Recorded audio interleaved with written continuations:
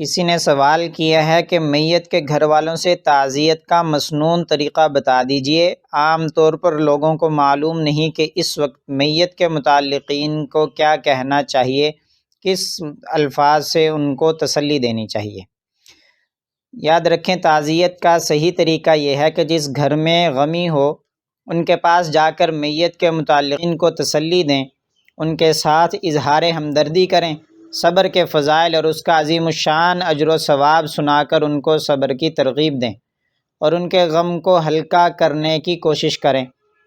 رسول اللہ صلی اللہ علیہ وسلم خود بھی اس کا اہتمام فرماتے تھے اور دوسروں کو بھی اس کی نصیحت کرتے اور ترغیب دیتے تھے۔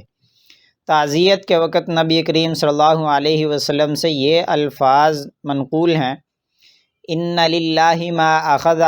ولہ ما اعطى وکل شیء عندہ باجل مسمى،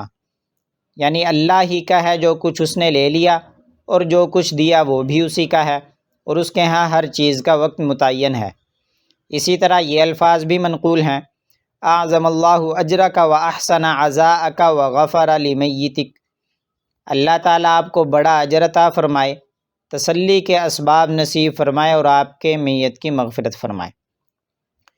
یہ مسئلہ بھی یاد رکھ لیجئے کہ تعزیت 3 دن کے اندر اندر کرنا مسنون ہے، اس کے بعد مکروہ اور ناپسندیدہ ہے۔ البتہ اگر کوئی شخص پہلے سے وہاں موجود نہیں تھا، بعد میں آیا، تو وہ 3 دن کے بعد بھی تعزیت کر سکتا ہے،